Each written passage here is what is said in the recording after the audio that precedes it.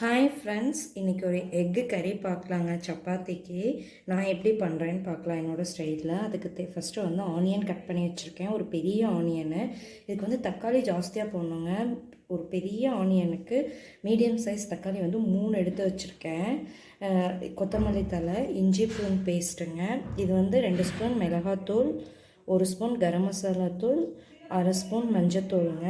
இதுக்கு வந்து கிரேவிக்கு ஊற்றுறதுக்கு வந்து கேஷ்யூ வந்து ஒரு 4-5 எடுத்திருக்கேன். இது வந்து தேங்காய், சோம்பு பட்டை வந்து நான் கம்பல்சரியாக போடுவேங்க. இது போட்டால் தான் நல்லாயிருக்கும்.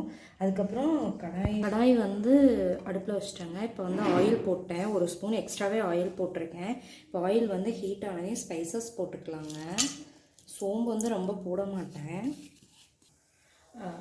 சோம்பு பட்டை பொரிஞ்சிருச்சுங்க. இப்போ வந்து வெங்காயம் பச்சை மிளகாய் மிக்ஸ் பண்ணிக்கலாம்.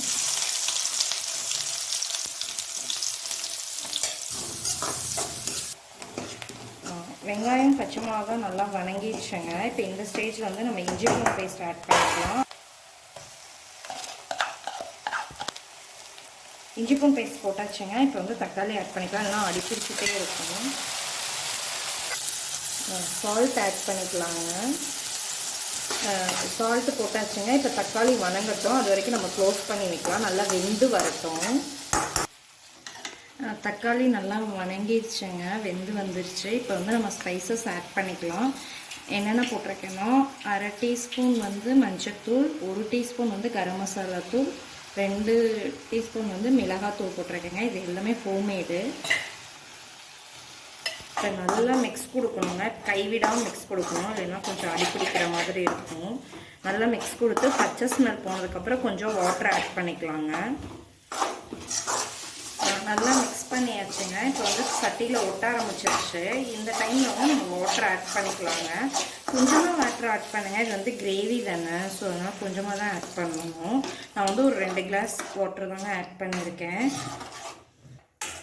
நல்லா கொதிச்சு வரட்டுங்க. இப்போ இது கொதிக்கும் போது இப்போ நம்ம அரைச்சி வச்ச பேஸ்ட்டை வந்து இதில் ஊற்றிக்கலாம். நல்லா கொதிச்சிருச்சுங்க. இப்போ இந்த டைமில் வந்து நம்ம அரைச்சி வச்ச பேஸ்ட்டை ஊற்றிக்கலாம்.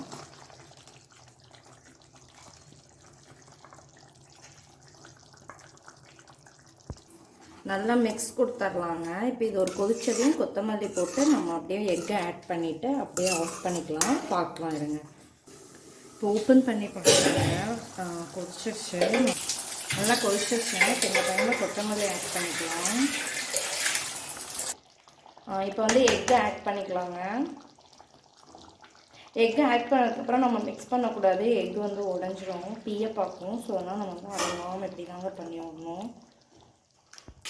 இப்போ ஒரு 5 நிமிஷம் வச்சோம்னா எண்ணெய் பிரிஞ்சு வருங்க. அது வரைக்கும் இது உள்ளுக்கு இருந்துச்சுன்னா இந்த காரம்லாம் எக்கில் இறங்கிடும், அப்போ சூப்பராக இருக்கும். இந்த மாதிரி நீங்களும் செஞ்சு பாருங்கள். இந்த வீடியோ பிடிச்சிருந்தா லைக் பண்ணுங்கள், ஷேர் பண்ணுங்கள், சப்ஸ்கிரைப் பண்ணுங்கள். தேங்க்யூ.